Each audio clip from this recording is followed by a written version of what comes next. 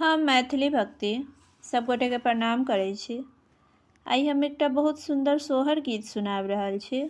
आशा अछि सोहर गीत अहाँ सब आदमी के नीक लागत।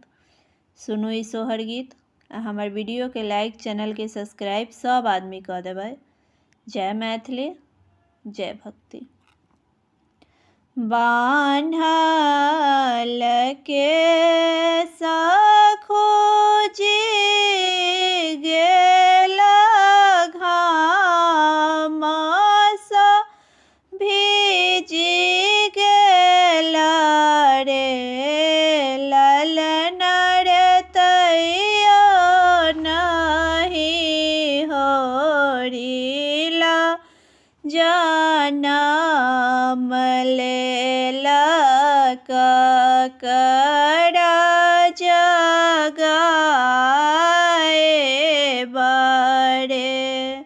बान्हल के खोजी गेला घामसँ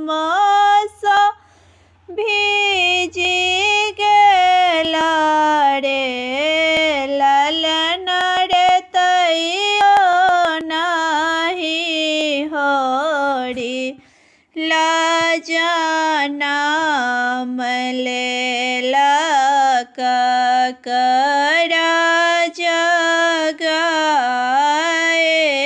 बड़े। सासु मोरा सुतल भानस घराना दो को बड़ घर रे ललन रे होनी प्रभु सुता मंदिर घर ककरा जगाए बड़े।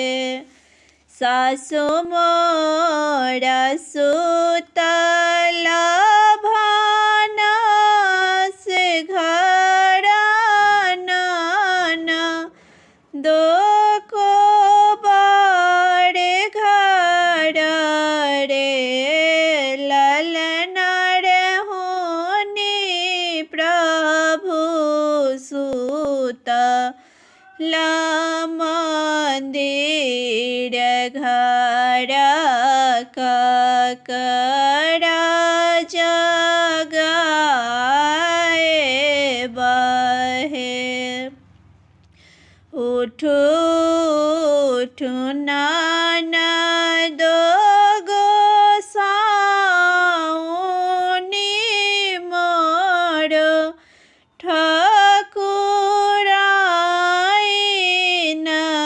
रे ललन रे जाहुन रंग महल में की भैया के जगाबहु हे। उठू उठू ननदो गोसाउन मोर ठाकुराइन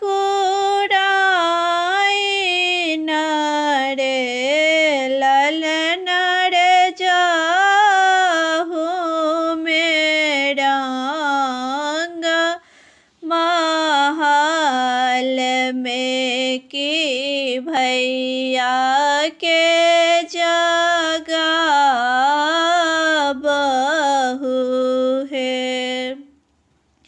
चुटकी शब्द सँ उठा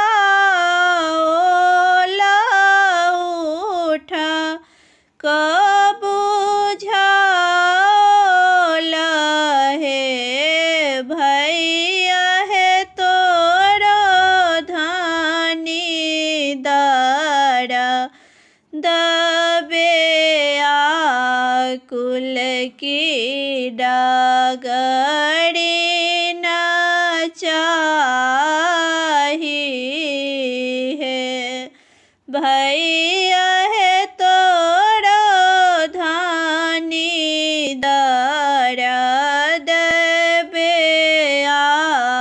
कुल की डाग रीना चाही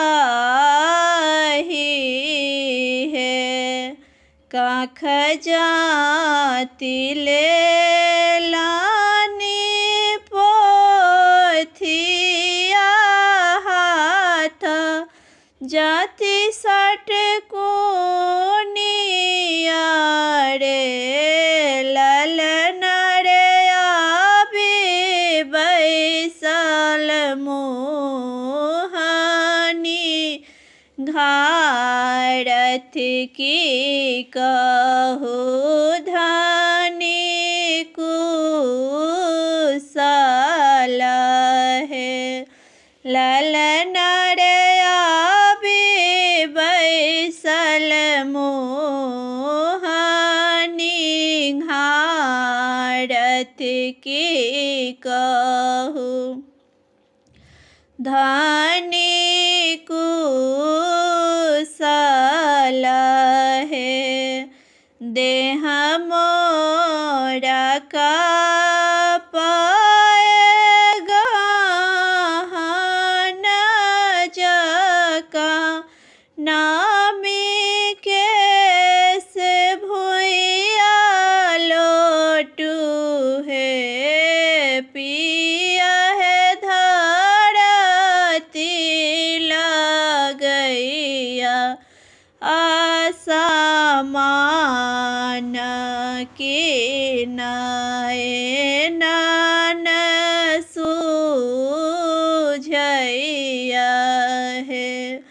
पिया है धरती लगैया आसमान के नैनन सूझैया है। बान्हल के सखोजिए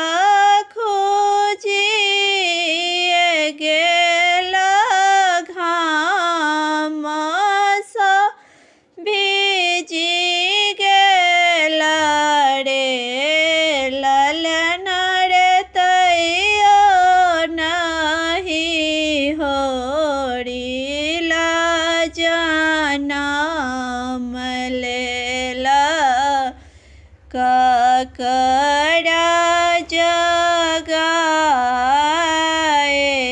बरे ललना रे तैयो नहीं होरिला जनम लेला ककड़ा जगाए